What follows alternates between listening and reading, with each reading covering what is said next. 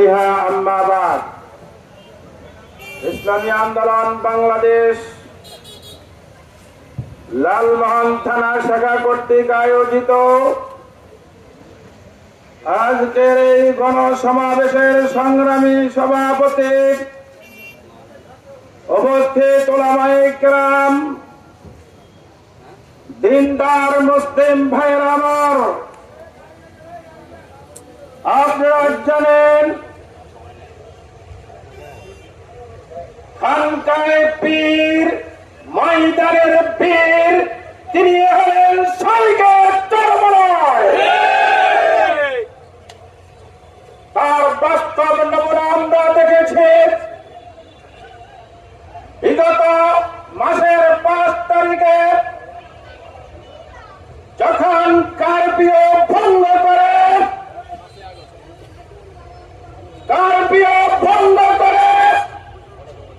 প্রধানমন্ত্রী কার্যালয়ের অভিমুখে লক্ষ লক্ষ জনতা নিয়ে অগ্রসর হচ্ছে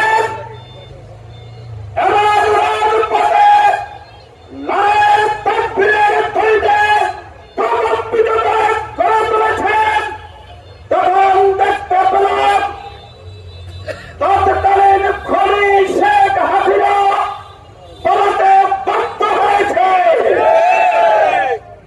আপনারা জানেন, আমরা জানেন সরকারকে হারিয়েছে, আরেক জানেন সরকারকে বসানোর জন্য নয়।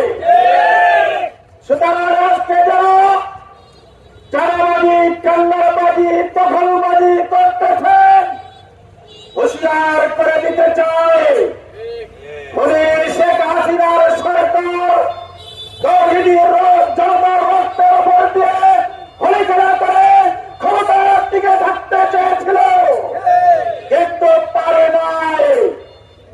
ভবিষ্যতে কোন জালেম সরকারের ঠাই এই বাংলার মাটিতে হবে না, হবে না।